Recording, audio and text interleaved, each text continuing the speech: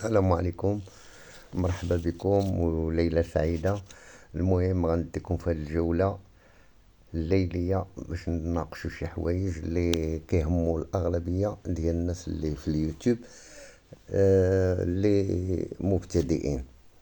حتى أنا راه من المبتدئين، ولكن كنا نناقشوا شي شوية حيت كاينين شي أخطاء وشي حوايج كيديروهم الأغلبية وما كيعرفوهمش. من تيكون من الاول ما كيلقاش اللي يوجهو ويقول ليه شنو دير شنو ما ديرش. يعني الاغلبيه ما تيدخلش عاوتاني اليوتيوب باش يشوف الناس اللي كيشرحوا. هذا هو الخطا اللي كنديروا الاغلبيه، ما يستمعوش الناس اللي قبل منهم. وكاينين اللي ما تيقولوش كل شيء. دابا انا قلت اللهم ندير هذا الفيديو توعية الناس المبتدئين، وربما إلا كانت شي خطأ ولا قلت شي حاجة ماشي هي هاديك صلحوها ليا نتوما. ملي كيبدا أي واحد في اليوتيوب كيبدا عفوي، يعني ما كيمشيش يقرا عليه ولا يسمع عليه ولا يدير عادي يبدا. لا، حتى تيلقى راسو دخل عاد كيبقى يخدم. يعني على حسب الطريقة. دابا كل واحد كي تيبدا. نعطيكم مثال انا. يعني تقريبا القناة حليتها نقول شي 5 سنين واقيلا قبل، وكنت كندير فيها مواضيع عادية. وتا الخطأ الأول اللي كنت ندير هو كنت نصور بالتليفون واقف، وهي في اليوتيوب كيطلب أنك تنعس التليفون والصورة تكون فيها 1080. المهم هادوك الريقلاج وداكشي على حسب لاباراي راه كتريقلوها في التليفون.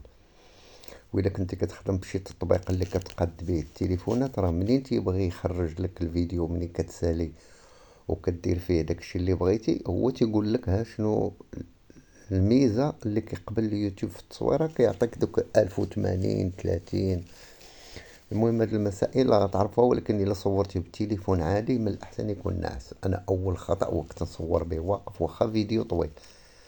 والفرق ما بين فيديو طويل والفيديو قصير الشورت هو ان الشورت يمكن لك تصور بالفيديو واقف وما تتفوتش دقيقة. وهاد الشورت غير تعاون القناة انها باش كتنشر بين عباد الله، والخوارزميات ديال اليوتيوب كيطلقها لك بزاف وكتعاونك في الاشتراكات. اللي عجبو داك المحتوى كيدير لك داك الاشتراك كتنفعك. وهما الشروط ديال الفيديوهات الطوال ماشي هما ديال الشورت ديال القصار. ديال القصار شي شوية خصك شي 10,000 مليون مشاهدة وداك الشي كتجي كتيرة. ورغم ان هادوك الشورت يعني الفيديوهات القصيرة ما كيحسبلكش فيهم السوايع على حسب الشروط باش يتفعل لك القناة. هما تيحسب لك غير المشاهدات فيهم. وإلا بغيتي تعاوتاني توصل لمرحلة تفعل لك القناة خصك 10 المليون. المهم هذيك كتجي شي شوية صعيبة، ولكن كاين اللي كيخدم عليه. المهم انا كندير الشورت مرة يعني ديك الفيديوهات القصيرين هي باش كدعم القناة، ولكن الأغلبية كنديرهم طوال. غير هي في الأول من الأحسن ما تطولش بزاف.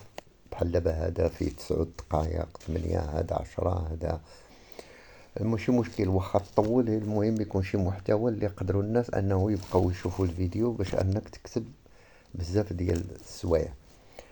بالنسبة للمبتدئين خصك 4000 ساعة و1000 مشترك. الأغلبية كيقلبوا على ديك تبادل الاشتراك بزاف، تيقلبوا على اللي يدير لي ابوني من هنا من هنا. غير هي كينساو بان ديك 4000 ساعة هي شوية اللي كتاخد وقت على المشتركين، حيت المشتركين مع الوقت كيبداو يطلعوا. ولكن دوك السوايع خاص شكون يدير لك مشاهدة كاملة للفيديو، لان اليوتيوب كيراعي ديك القضية ديال اللي دخل شوية وخرج، واللي بقى حتى دازت واحد المدة عاد خرج، واللي كمل لك الفيديو. هي كتكون مشاهدات فعالة. وكاين المشاهدات اللي كيقولوا غير النقر، مثلا كتعجبو ديك الصورة المصغرة ولا العنوان ولا شي حاجة كيدخل يطل، ما تعجبوش كيخرج.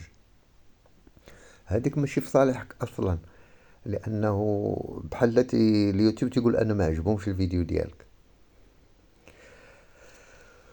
وهاد القضية ديال الصورة المصغرة مهمة بزاف. حنا دابا كنصاوبو الفيديو وكنوجدو له وكنقادوه وندخلو ونمونطيو ونديرو بزاف ديال الحوايج، ولكن كنستهنو بالعنوان وبالصورة المصغرة لان هي الواجهة ديال الفيديو. وهي قالك احترافيا خصك تكون وجدتي انت العنوان والصورة المصغرة قبل انك ما تبدا تمونطي بالفيديو. يعني كتفكر في الفكرة العامة ديال هذاك المحتوى اللي غدير، ودير له صورة مصغرة بمواصفات اليوتيوب، الوان زاهية، والكتابة تكون مختصرة وجذابة وكتكون محفزة. يعني ملي كيقرا شي واحد كتجعلو انه يدخل الفيديو ديالك يشوفو. ما تستهنوش بها لان هذيك القضية مهمة، هي الاولى اللي كتجر عباد الله باش انهم يدخلوا يشوفوا الفيديو ديالك.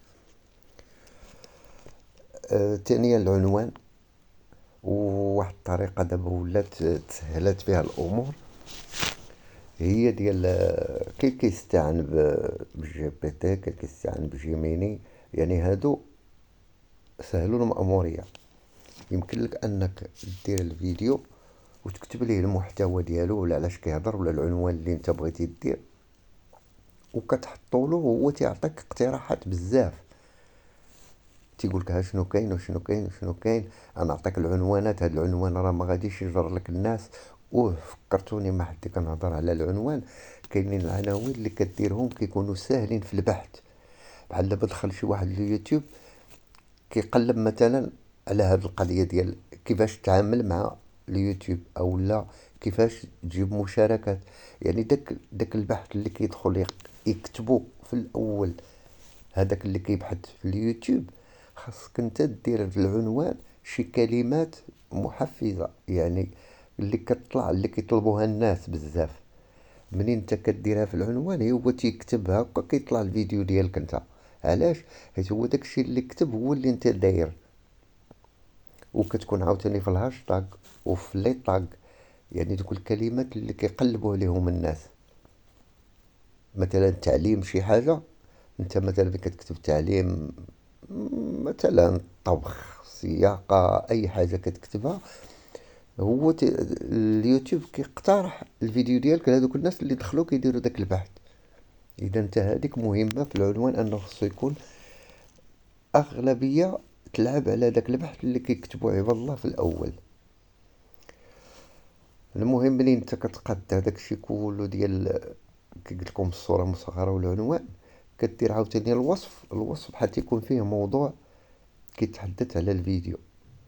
غير هي كنصحكم ان هادوك القضيه اللي قلت لكم ديال جي بي تي وهذا راه زوينين، كيعطيك الوصف مقاد، تيعطيك الهاشتاغ وتيعطيك الطاغ. وإلا اي حاجه تلفتي فيها كتصورها وتعطيها له كيقول لك شنو كاين. المهم هاد النقط باختصار، ما بغيتش نطول بزاف في الفيديو وخليتكم غاديين مع الطريق. وما تبقاوش عاوتاني تقلبوا على ديك الاشتراكات بزاف. العفويه، الا بغيتي شي واحد تقول له دير الاشتراك قول له حتى يدخل الفيديو مزيان عاد دير اشتراك ودير لايك، حيت ما يمكنش ان اليوتيوب غيشوفك انت درتي له اشتراك واعجاب من الاول وانت باقي ما شفتيش. يعني الخوارزمات ولات ذكيه لواحد الدرجه في شكل، يعني كيلاحظوا اي حاجه اللي ماشي عاديه. اذا ديما وصي الناس باش انهم هما يشوفوا لك بعد الفيديو عاد يديروا لك اشتراك وعاد يديروا لك اللايك والتعليق، ما يديروش في الاول.